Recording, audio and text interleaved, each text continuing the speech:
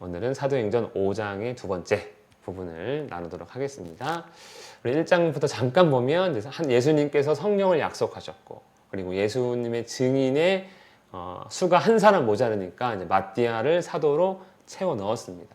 왜냐하면 성령이 임하면 예수님의 증인들이 필요한데, 그 12명의 사도가 일단은 시작하는 것이 또 예수님의 뜻이었던 것 같아요. 그리고 2장에서는 드디어 오순절에 성령이 임하십니다. 오순절은 예수님이 십자가에서 죽으시고 50일째 되는 날이었죠. 부활하시고. 그래서 그때 성령이 임했는데, 성령이 임한 의미는 무엇입니까? 우리 지금까지 나눈 내용이 성령이 임했다는 건 이제 곧 종말이다. 말세의 때다. 그래서 뭐 하라고요? 구원의 이름을 불러야 된다. 근데 그 구원의 이름이 누구라고요? 예수 그리스도의 이름이다. 그래서 예수 그리스도의 이름을 증거합니다. 어떻게 증거됐습니까? 그 이름이 생명의 이름인데, 나면서부터 안진뱅이 된 40여 세의 남자를 일으킴으로써 예수님의 이름이 생명의 이름이구나, 그리고 불가능을 가능하게 하는 이름이구나 증거가 되었죠. 나면서부터 안진뱅이고 40년이 지났으면 불치병 아닙니까?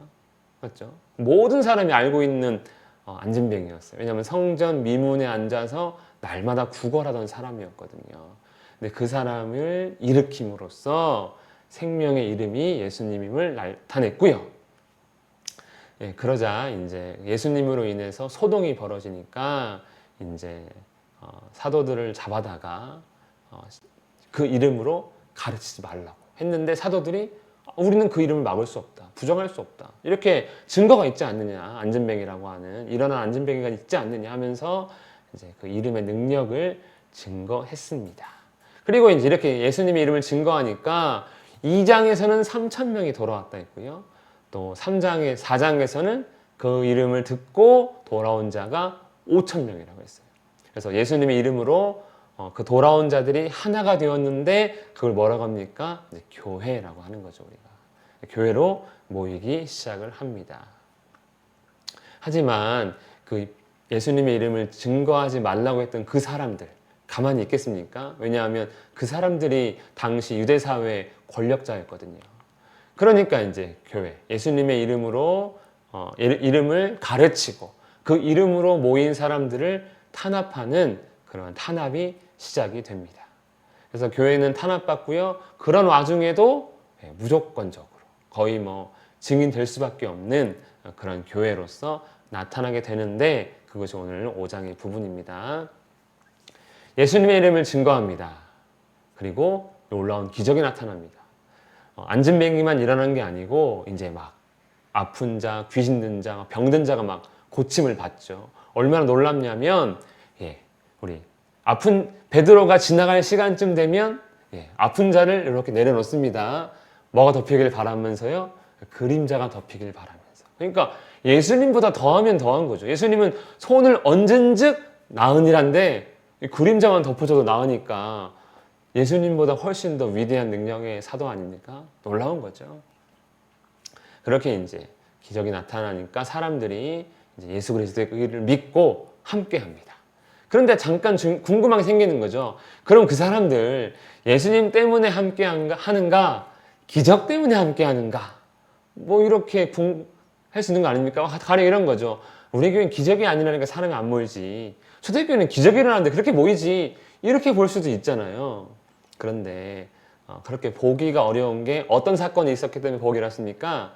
아나니아와 삽비라 사건을 보건대, 다른 마음을 품고 교회에 들어가는 건 그 사람들에 대한 사건을 볼 때 거의 자살행위예요. 성령이 다 아시니까. 그러니까 하나님을 속이려고 하는 사람들은 심판을 받았거든요. 그러니까 아마도 기적 때문이라기보다는 예수 그리스도의 그 이름에 더 많은 비중을 두고 사람들이 함께하기 시작하며 자기 물건을 서로 통용을 합니다. 이렇게 아름다운 모습의 교회, 그리고 계속되는 예수 그리스도의 증거, 그러면서 많은 사람들이 몰리니까 어떤 일이 있냐면, 대제사장과 함께 있는 그 사람, 즉 사두개인의 당파가 다 마음에 시기가 가득해요. 대제사장, 사두개인, 어디에 관련된 사람들이냐면 성전에 관련된 사람들이에요. 성전. 그러니까 사두개인은 사독이라고 하는, 제가 지난번에 말씀드렸는데, 솔로몬이 성전을 세우고 나서 첫 번째 대제사장이 사독이라는 사람이에요. 그래서 사두개인은 어떤 의미냐면 사독의 후예들이란 뜻으로 우리가 봅니다. 그렇게 보는 것이 아마 가장 타당하지 않을까 이렇게 생각을 해요. 아무튼 대제사장, 사독의 후예들, 사두개인, 그러니까 다 성전 관련 사람들이 다 마음의 시기가 가득합니다. 왜냐하면 이 사도들이 너무나 인기가 많은 거예요. 사도들 나타났다면 성도, 그 예루살렘 사람들이 막 몰려드니까 얼마나 부럽습니까? 자기들한테는 안 오거든요. 그래가지고 사도들을 잡아다가 옥에 가둡니다. 종교에는 특징이 뭡니까? 뭐 다 그런 건 아니겠지만 거의 대부분 아마 그럴 텐데, 이 사람들의 목적은요, 하나님을 섬긴다고 하면서 목적은 뭡니까? 자기 인기예요. 자기 만족. 사람들이 자기들을 우러러보기를 원하는 거예요. 그런데 사도들을 다 쳐다보니까 시기가 나는 거죠. 그리고 더 좀 비참한 게 뭐냐면, 비참할 수밖에 없는 게, 사도들이 어디에서 지금 예수님 가르칩니까? 성전. 누구 밥그릇이에요, 성전 원래? 예, 대제사장, 사두개인 밥그릇이잖아요. 거기서 나오는 수입으로 자기 배불리고 부자가 되고 싶은데, 이 사도들이 등장해가지고 소위 말하는 손님 다 뺏어가고 있는 거 아닙니까? 그러니까 화도 나고 시기도 나고 질투도 나고 하는 거죠. 우리 여기 과일 가게 앞에 있는데 우리가 맞은편 과일 가게 찾아가 더 싸게 팔아버리면 저 어떻게 되겠습니까? 손님 다 뺏어가면 그게 싸움이잖아요. 자기들은요, 이 사도들이 자기들한테 싸움 건다고 생각을 한 거죠. 시기가 가득합니다. 그래서 그들은요, 이렇게 놀라운 증거가 나타나면 정말 저게 뭔가 좀 알고 싶고 듣고 싶어가지고 사도들 설교할 때 가만히 앉아가지고 그래 나 좀 들어보고 병 좀 고치자, 이런 마음을 먹어야 되는데 그런 것도 아닙니다. 그냥 오직 자기들을 존경하지 않고 이제 교회를 칭송하고 사도들을 칭송하는 것을 못마땅히 여깁니다. 그래서 사도들을 옥에 잡아 가누는데 이유가 있어야 되잖아요. 그냥 멀쩡하게 그 기적 베풀면은 옥에 가다 잡을 수는 없잖아요. 근데 우리 지난번에 했죠. 그들을 불러놓고 경고하여 도무지 예수의 이름으로 말하지도 말고 가르치지도 말라. 안진뱅이를 고친 이후에 한번 경고했어요. 그러면 이제 1차 경고했잖아요. 그걸 우리가 제가 이해하기 편하게 행정명령이라고 했습니다. 행정명령이 법입니까? 아닙니까? 법이에요, 법. 그렇죠? 그러니까 없던 법을 하나 만들어 놓은 거예요. 예수님의 이름 금지. 행정명령 하나 했습니다. 그런데 또 가르쳤어요. 2차로 어긴 거죠. 그러니까 잡아올 명분을 하나 만들어 놨던 겁니다. 잡아왔어요. 이렇게 교회의 탄압이 이제 본격적으로 시작이 됩니다. 이유는 뭡니까? 싫은 거죠. 원래 세상은요, 예수님 믿고 죄도 안 지으면서 잘 되는 사람 싫어합니다. 사람들이 나를, 예수님을 박해했은즉 너희 교회도 박해할 것이요. 이렇게 예수님께서 미리 예언도 하셨어요. 그러니까 사도들이 보고 야, 예수님 박해를 받는데 예수님 말대로 되네, 이렇게 이제 되는 거죠. 사실 그렇게 기적을 일으키면 누가 박해하겠습니까? 무서워서라도. 그렇게 기적을 일으키면 박해하려 하다가도 나도 믿고 따르겠다 싶은 게 사람 생각 같은데 그렇지 않다는 거예요. 왜? 사람의 시기심, 이 죄성이 가만 못 참는 거죠. 다른 사람 잘 되면 떡국을 받아먹을 생각 안 하고 그 사람을 싫어하게 되는 게 우리 마음 아닙니까? 그러니까 오죽하면은 사촌이 땅을 사면 뭐가 아픕니까? 배가 아프죠. 그리고 안 찾아갑니다. 안 봅니다, 얼굴. 예.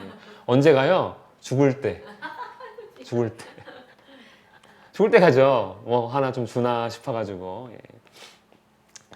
감옥에 잡혀 있을 때 하나님의 천사가 밤에 와서 탈옥을 시켜 줍니다. 그리고 말합니다. 가서 또 성전에 서서, 성전에 서서 가르치다가 잡혀왔는데 성전으로 또 돌아가서 생명의 말씀을 백성에게 말해라. 생명의 말씀 뭡니까? 예수님의 이름이죠. 그게 생명이죠. 생명. 뭐 명예, 권세, 물질, 이게 생명이 아니고 예수님의 이름이 생명이니까 그거 증거해라. 너희 아니면 증거할 자가 없다고 이렇게 하나님의 뜻을 증거합니다. 그러니까 이 사도들의 마음이 어땠을까요? 이게 성경에 없는 말인데 믿음이 더욱 강화되지 않았겠습니까? 왜냐하면 야, 이 복음 증거하다 잡혀오니까 천사가 와서 구해주네. 내가 복음만 온전히 증거한다면 하나님께서 나를 지켜주시는구나 하고 더 담대해지는 일이 일어나겠죠. 물론 하나님이 이렇게 구해줄 때도 있지만 또 안 구해줄 때도 있어요. 예. 다 구해주는 건 아니지만 어쨌든 이런 경험이 나의 믿음을 더 강력하게 하는 거죠. 그러니까 이제 베드로와 요한이 듣고 옥에서 나아가 다시 성전으로 들어가서 가르칩니다. 밤에 잡혀와서 이제 감옥에 있는데 새벽에 천사가 구해주니까 나갔더니 새벽에 성전에 간 거죠. 아마 성전 해가 떠오르면서 사람들 일찌감치 성전에 방문한 사람들이 많았던 것 같아요. 그러니까 이제 증거하라 했고 사도들은 곧장 순종합니다. 왜 이 사람들은 곧장 순종할까? 단지 천사가 구해줬기 때문에 순종하는 걸까? 조금 이따 이유를 보겠습니다. 자, 이렇게 사도들이 옥에서 탈출해서 성전에서 가르치고 있을 그때 어떤 일이 벌어지냐면 대제사장과 함께 있는 사람들, 아까 사두개인들이죠. 그 사람들이 사람을 다 보낸 거예요. 누구에게 보냈냐면 공회, 즉 사내들인 공회. 이스라엘 당시 유대를 다스리는 최고 권력기관, 지난주에 했죠. 우리 설교 때도 했는데 사내들인 공회의 회원을 다 모은 거예요. 71명을 플러스 원로들, 그러니까 공연을 하다가 은퇴한 사람도 불러 모은 거예요. 그러면 사내들인 공회가 불려 모아졌다는 건 사도들의 문제, 예수 그리스도의 이름으로 모이고 증거하는 그 문제가 가벼운 문제다, 아주 심각한 문제다? 아주 심각하다는 거예요. 우리가 상상했던 것보다 더 심각하기 때문에 이 사람들 모이죠. 안 그러면 야, 저 그냥 뭐 대충 그냥 말단에 누구 보내가지고 잡아와 하고 끝내겠죠. 근데 그렇게 안 된다는 거예요. 그러니까 이 사내들인 공회가 모일 만큼 당시 초대교회가 엄청난 파장을 일으키고 있다. 요즘 사회에서는 교회가 엄청난 파장을 일으키긴 해요. 안 좋은 일로 막 그렇게 하죠. 근데 당시는 그렇지 않았습니다. 그래가지고 어쨌든 이 원로들을 다 사내들인 공회를 모아서 이제 베드로와 요한을 신문하기 위해 데리고 와. 어젯밤에 잡아놨다며 데리고 와 했는데 아무도 없는 겁니다. 옥에 가보니까 아무도 없었습니다.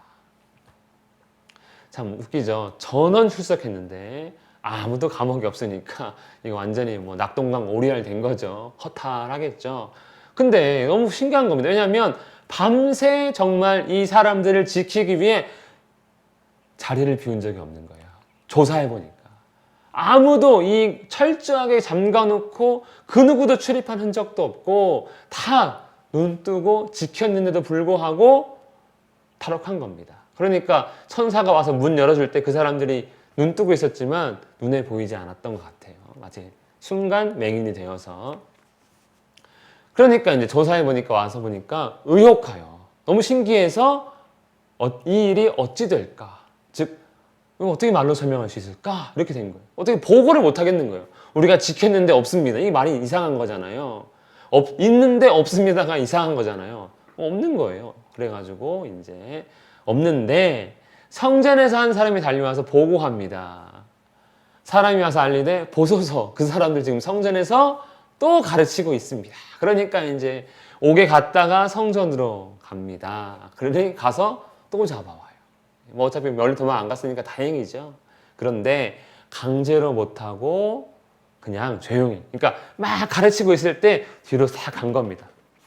같이 갑시다, 좋은 말 할 때. 이렇게 된 거죠. 왜냐면 강제라는 것은 진압해가지고 막 꺾고 팔 꺾고 뭐 수갑 채워서 가는 게 강제 연행인데 그렇게 못했다 하잖아요. 그러니까 뒤로 가서 같이 갑시다. 뭐 칼로 쿡쿡 찌르든가 몰래 이렇게 했다는 거죠.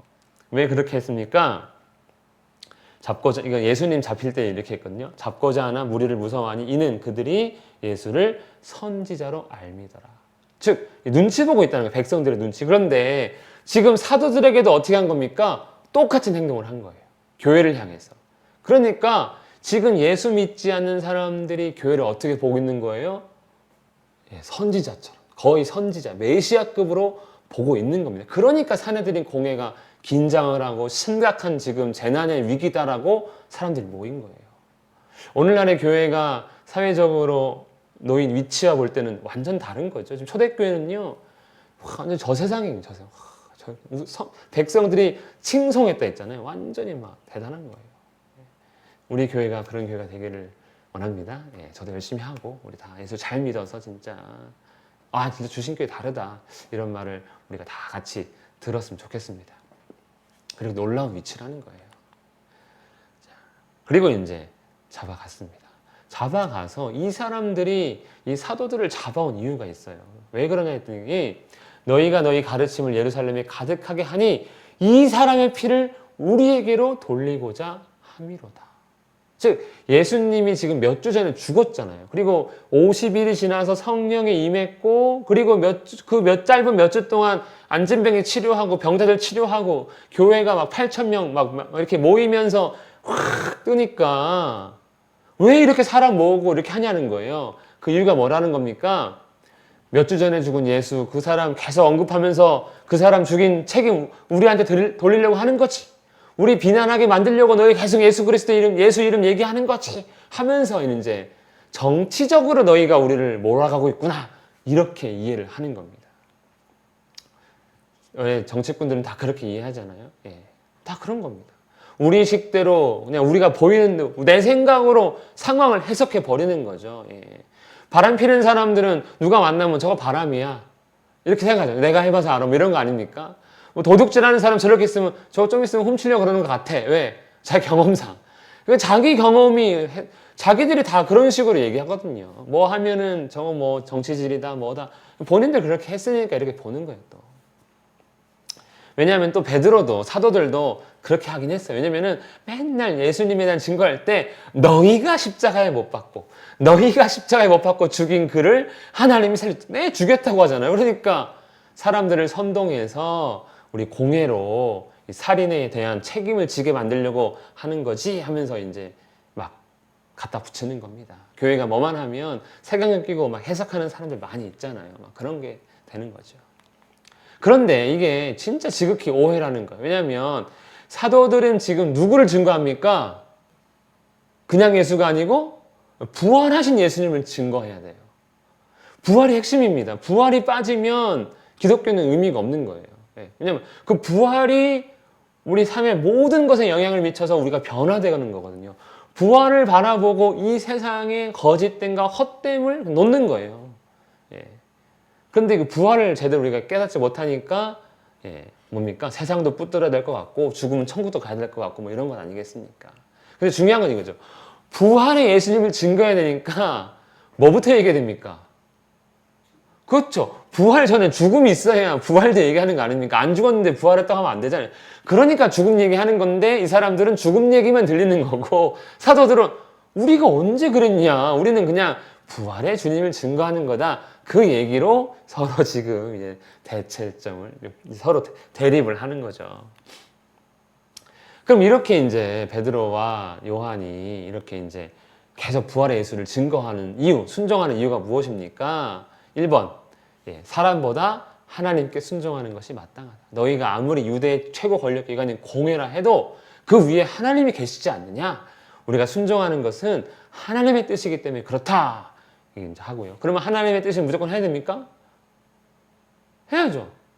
하나님 뜻이라는데. 근데 이제 그게 납득이 돼야 돼요. 우리가 스스로 그렇지. 하나님 뜻 무조건 해야지라고 하는 어떤 이유가 하나 있어야 우리가 또 목숨 걸고 하는 거 아닙니까? 그런데 그 이유가 불분명하거나 내가 이해 못하면 하라 하는데 난 별로 마음이 그렇게 썩 내키질 않아. 난 이해가 안 돼. 왜 이렇게 하는지 모르겠어. 이렇게 하는 건 아니겠습니까? 또 이유가 또 있는데 두 번째 이유는 뭡니까? 하나님께서 예수님을 이제 여기도 너희가 나무에 달아 죽였다. 또 너희가 죽였다 하잖아요. 그러니까 기분 계속 나쁘죠. 예수님을 어떻게 했습니까? 하나님께서 다시 살리셨다. 그러니까 다시 살린 게 핵심이에요. 그 살리심을 통해서 회개함과 죄사함을 주려고 높였다. 즉 예수님의 권세를 통해 이제 우리의 죄를 용서해 주시고 그 다음에 임금 즉 만왕의 왕 만유의 주 구주로 담으셨다. 그래서 우리는 그 만왕의 왕이시고 주가 되시는 그분을 위해 순종하는 거다. 그리고 자기들이 이 부활의 경험을 딱 체험하니까 소망인 거죠. 소망. 가장 좋은 거죠. 가장 좋은 거. 우리 어디 갔다 오면 좋으면 막 자랑합니다. 그렇죠? 예수님 자랑하지 않습니다. 그렇게 안 좋은 거예요. 우리 어디 갔다 온 것보다 예수님 안 좋은 거죠. 예. 근데 사실 우리가 또 예수님 얘기가 이제는 세상에 안 먹히니까 좋은 건 얘기해도 예수님 얘기하면 또 딱 귀 닫고 점점 관계 멀어질까봐 얘기 못하는 것도 많죠. 그러니까 뭐 여러 가지 사정이 지금 우리가 복잡하게 살고 있는 겁니다. 실제로는. 근데 어쨌든 간에 너무 전하지 않고는 견딜 수가 없는 부활의 예수님이고, 세 번째, 확실히 내가 경험했다는 거예요. 난 경험했다. 부활의 예수님 만났고 그냥 단순히 만난 게 아니라 그 부활이란 것이 너무너무 중요하고 너무너무 소중하고 너무너무 귀하고, 그래서 이 세상에서 내가 죽어도 괜찮을 정도로 이 부활은 좋은 거더라. 그래서 증인할 수밖에 없다. 그리고 하나님도 직접 성령을 통해 예수님을 구주로 증거한다. 그래서 순종한다는 거죠. 순종. 예. 참 막을 수 없습니다. 사도들에게, 교회에게 지금 예수님은 가장 귀한 거예요. 가장 좋은 거예요. 그래서 뭐만 하면 예수님, 예수님, 예수님 이렇게 얘기를 하고 있습니다. 우리에게도 이런 증인의 마음이 필요한 거죠. 자랑하지 않을 수 없을 만큼 좋고 귀하고 감사하고, 정말 어디 좋은 여행 갔다 가지고 다른 사람한테 얘기해주고 싶어서 막 미치겠는 그런 마음으로 예수님을 우리가 딱 알아가야 되는데, 저부터도 머리에만 있는 것 같을 때가 많아요. 이렇게 뭔가 감동이 때로는 참 어렵기도 하고, 참 이 신앙생활이 참 쉽지 않습니다. 정말로. 자, 그렇게 있는데 구원자가 느닷없이 나타납니다. 이게 구원자가 아닌데 참 생각하지도 못했던 일이 일어납니다. 그들이 이제 이렇게, 우리는 하나님께서 전하라고 하기 때문에 우리 전하고 그가 가장 귀하고 임금이고 왕이다 했더니, 듣다 보니까 점점 화가 납니다. 그래서 죽이고자 했는데, 그때 이 사람 없었으면 죽였겠죠. 그냥 죽이고 그냥 좀 비난받고 끝내 이렇게 했겠죠. 대중들은 한 몇 주 지나면 또 잊을 거야 이렇게 했겠죠. 예수 죽였듯이 죽여버려 이렇게 하고 싶었는데, 갑자기 가말리엘이라는 사람이 등장합니다. 이 사람은 바리새인이고요, 율법 교사이자 백성들에게 존경받는 자라고, 아주 간단하지만 비중 있는 자라고 요약돼 있습니다. 누구의 선생님이에요? 누구의 스승이에요? 우리가 아는데. 예, 사도 바울. 예, 사울의 스승이죠. 그 가말리엘도 이제 공회, 뭐 원론지 아니면은 현직 멤버인지 모르겠지만 공회 중에 멤버였던 거죠. 그리고 딱 일어나서 일단 사도들 툭툭 내보내. 우리끼리 좀 얘기 좀 하게 하고 사도들을 내보냅니다. 그리고 이야기합니다. 이스라엘 사람들, 공회원들을 지칭하는 거예요. 들어라. 이 사람들에게 뭘 어떻게 하려고 하든 우리가 조심해야 된다. 왜냐하면 그것이 하나님께로부터 나온 일일 수도 있기 때문이다. 이렇게 이제 결론은 그건데, 가기 전에 이런 거죠. 조심해야 된다. 왜냐하면 예전에 드다란 사람도 있었고 유다란 사람도 있었는데, 그 사람들이 일어나서 사람들을 막 선동했을 때 약 400명이 드다를 따랐다. 그런데 드다가 죽으니까, 그가 이제 죽임을 당하니까 그 따르던 사람들이 흩어졌다 하고요. 그 다음에 호적할 때, 이 호적할 때니까 언제입니까? 예수님 태어날 때쯤인 거예요. 그때 어떤 일이 있었냐면, 갈릴리의 유다가, 누군지 모르죠 우리는. 근데 그 사람 예를 드는 겁니다. 갈릴리의 유다가 역시 백성들을 선동해서 자기를 따르게 하다가, 그가 이제 좋지 않은 일로 망해버리니까 사람들이 흩어졌다. 그러니까 그 세상은 어떻다는 겁니까? 인기는, 사람들이 어떤 사람을 따르는 건 생겼다가도 사라지고 사라졌다가도 생기는, 그냥 놔두면 알아서 그냥 되는 거다. 그러니까 뭐라는 겁니까? 중요한 건 이거죠. 저들이 전하는 예수 이미 죽은 거 아니냐. 아직 오랜 시간 지나지 않았으니까 놔둬보자라는 거예요. 놔둬보자. 뭐하러 우리 손을 피 묻히겠느냐. 그러지 말고 그 예수란 자가 죽었으니까 이미 놔둬보자. 이 일이 금방 어느 날 갑자기 사라질 수도 있다. 이렇게 이제 설명을 하는 겁니다. 그래서 이 사람들을 상관하지 말고 일단 놔둬보자, 기다려보자 이렇게 합니다. 그리고 만약 이 지금 예수라는 사람의 이 말들이 단지 사람으로부터 난 것이면 그럼 사라질 건데, 만약에 하나님께로부터 난 선지자가 맞다면, 하나님의 아들이 정말 맞다면 우리가 그를 이길 수 없을 뿐만 아니라 도리어 우리가 하나님을 대적하는 일이 되지 않겠느냐. 그러니까 놔둬보자. 이렇게 아주 지혜로운 모습을 통해서 엉뚱하게 사도들이 살아납니다. 안 죽고. 근데 나중에 보면 사도 야고보가 잡혀서 죽죠. 좀 이따 이제 우리 사도행전에 나옵니다. 그러니까 이 사람이 뭐예요? 사람으로부터인지 하나님으로부터인지 우리가 확인을 해야 된다. 확인해서 사람으로부터면 사라질 거고 하나님으로부터면 안 사라질 거다. 사라졌습니까? 안 사라졌습니까? 안 사라졌죠. 지금까지 전파되고 확장되고 있습니다. 복음은요. 근데 당시 듣기에는 역시 가말리엘 존경받는 율법교사는 다르구만, 이렇게 사람들이 옳게 여깁니다. 그리고 다행히 기다리기로 결정하는데, 그냥 기다리면 자기 잡아온 자기들이 체면이 상하잖아요. 그러니까 2차 경고를 하는데 이번에는 채찍질을 가합니다. 왜냐면 행정명령 한번 어긴 대가는 치르게 해줘야죠. 채찍질을 하는데, 우리 패션 오브 크라이스트 보셨죠? 거기 예수님 맞는 채찍 알고 계시죠? 우리 허리띠에 그냥 한 줄짜리 채찍 아닙니다. 막 뼈 달려가지고 팍 하면 살에 팍 박혔다가 뽑히는 막 그런 채찍으로 이제 몇 대 때리고 놓아준 것 같습니다. 왜 옳게 여겼냐면요, 이 가말리엘이 참 지혜로운 사람인 게, 세상적으로 지혜로운 사람인 게, 일단은 손에 피를 안 묻히는 게 1번이고, 두 번째가 아까 사도들을 강제로 잡아가면 백성들이 돌로 칠까 두려웠다 했잖아요. 그런데 만약에 이 사람들이 정말 화가 나가지고 그 화를 못 이겨 죽였으면 백성들이 어떻게 하겠습니까? 폭동이 일어나겠죠. 폭동을 방지할 수 있습니다. 그리고 또 만약에 폭동이 일어나면 어떻게 되냐면 로마 군대가 진입을 하게 돼요. 그러면 로마 군대가 예루살렘에 진입하면 가만 놔두겠습니까? 당시 로마는요, 팍스 로마를 이제 지향합니다. 그게 무슨 말이냐면 평화로운 로마를 원해요. 그래서 웬만하면 로마가 엄청 제국이 크니까 이렇게 그 땅을 로마가 차지했어도 그 지역에 누군가한테 맡기고 그 지역의 문화를 인정해주고 그 지역의 종교도 인정해줍니다. 그래야 사람들이 뭐 로마가 정복했어도 별 차이 없네 이렇게 느끼고 그냥 그 정복 안에 살아가면서 로마의 세금만 꼬박꼬박 내면 되잖아요.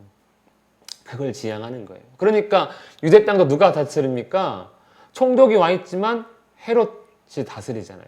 유대교도 인정하잖아요. 성전 섬기는 거 뭐라 안 하잖아요. 왜? 그게 평화로운 거니까요. 그러면서 뭐만 냅니까? 세금 내잖아요. 그 마태도 레위 세리 마태였죠. 세금 징수원이었죠. 그러니까 세금만 받으면 되는 거예요. 로마의 목적은 세금 받는 거죠. 세금. 로마도 자극 안 하잖아요. 군대 안 오고. 하지만 나중에 AD 60년에 로마가 성전에 들어와서 성전을 무너뜨려 버리죠. 왜냐면 계속 폭동이 일어나고 이제 말 안 들으니까 밀어버립니다. 아예 끝내버립니다. 어쨌든 이게 이제 로마인데 이 세 가지가 한 방에 해결되는 거죠. 그러니까 얼마나 옳게 여기겠습니까? 두 번째 경고, 그리고 그냥 보내면 안 되니까 1차 경고 어긴 거 채찍질, 두 번째 경고 또 합니다. 근데 예수님 말씀대로예요. 너희는 스스로 조심하라. 사람들이 너희를 공회에 넘겨주겠고 너희를 회당에서 매질하겠으며 나로 말미암아 고난당할 거다. 또 이루어졌어요. 그러니까 사도들이 이 말씀이 계속 이루어지면 안 되는데 이루어집니다. 그렇죠. 이런 말씀들을 겁나지 않습니까? 뭐 이루어지셨으면 좋겠어요. 우리 삶에도. 맞아요. 사실은 우리가 지금은 이런 고난 안 당하죠. 우리가 전에도 뭐만 당합니까? 좀 이따 보겠지만 약간의 조롱, 약간의 왕따 이런 것만 당하지 다른 거 당할 거 없습니다. 우리 세상이 좋아가지고 법이 지켜줘요 우리를 또. 아무튼 이렇게 예수 그리스도의 고난에 동참하고 있습니다. 오직 너희가 그리스도의 고난에 참여하는 것으로 즐거워하라. 이는 왜 즐거워하는 이유가 뭡니까? 그의 영광을 나타내실 때, 즉 예수께서 우리를 완전히 구원하실 때, 재림을 하든지 아니면 우리가 뭐 죽어서 천국을 가는 일 때 그때 너희로 즐거워 기뻐하게 하라. 그러니까 막 고난당해가지고 너무 힘든 거예요, 삶이. 근데 나중에 예수님 오시고 아니면 우리가 천국 가서 보니까 그때 고난당하길 잘했네. 그러니까 당장에 힘들어도 나중에 정말 너희 기뻐하고 즐거워할 거니까 걱정하지 말아라. 부활은 그런 거다. 이렇게 이제 한번 하는 베드로의 말입니다. 베드로의 말. 자기가 고난 당해보니까 다 그렇다는 거예요. 그럼 도대체 그 이름을 예수님을 위해서 능욕받는 일이 얼마나 가치 있냐는 거예요. 지금 사도들은 지금 협박, 투옥, 매질 당했죠. 우리가 나가서 지금 예수님을 막 이런 식으로 증거하고 어디 밖에서 막 떠들고 하면 일단은 신고들하고 경찰서에 어느 미친놈이 앞에서 지금 막 전도하고 너무 크게 해가지고 우리 방해된다고. 그러면 경찰이 와가지고 선생님께서 이러시면 안 됩니다 하고 경범죄로 잡아가거나 과태료를 끊겠죠. 예. 근데 그것만 당해요 이제는. 수치, 사회적 왕따, 약간의 조롱. 우리도 우리가 그게 두려운 거죠. 창피한 거죠. 예수님은 십자가에 부끄러움을 당했는데 우리는 조금의 부끄러움도 당하지 않고 뭔가 당당하게 복음 전할 수 있을까라는 그 마음이 사람들로 하여금 부자 그리스도인을 좀 지향하게 하는데 성경에 그런 내용이 별로 없습니다. 너가 부자 되어서 나를 증거하라 이런 내용은 사실 잘 없죠. 하지만 하나님이 부자로 만들어 주실 수는 있습니다. 그건 별개의 문제예요. 그러니까 내가 예수님의 사람으로 살아가는 것과 하나님이 나에게 뭐 재물의 복을 더하냐 덜 주시냐는 별개의 문제입니다. 그냥 하나님 앞에 합당한 게 중요한 겁니다. 어쨌든 중요한 건 뭡니까? 이렇게 예수님 때문에 능욕받는 일이 하나님 나라에 대한 합당한 자라는 증거예요. 증거. 예수님의 가르침도 그렇게 있었고요. 그러다 보니까 이제 천사 보내서 구원해 주죠. 그다음에 고난 받는 게 더 즐겁다 하죠. 이 고난 당하는 거 보니까 예수님 말씀대로 다 이루어지죠. 그러니까 내린 결론은 뭡니까? 하나님 뜻대로 하는 게 맞다. 우리의 소망은 천국이다. 우리가 아무리 고통당해도 죽으면 천국 가는 거 외에 다른 길이 없다. 정해진 길이 있으니까 얼마나 좋습니까? 우리 만약에 서울대가 합격 정해지면 애들 어떻게 합니까? 고3들이 딱 여름방학 때 수시를 넣어서 요즘에 결과가 나오고 있습니다. 수시 합격이. 그래가지고 합격이 정해졌어요. 어떻게 합니까, 애들이요?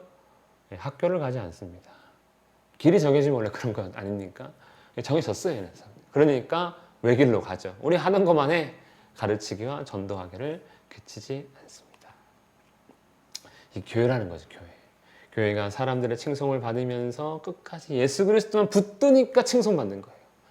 오늘날 많은 교회가 예수 그리스도만 붙들고 증거하지 않고 다른 거 많이 하니까 오히려 시설은 좋아지고 더 화려한 외관을 갖췄지만 사람들이 그렇게 높이 보이지 않고 오히려 깔보는 그런 시대가 되었는데 우리는 그 많은 자가 있을지라도 전하는 우리 교회가 되기를 축복합니다.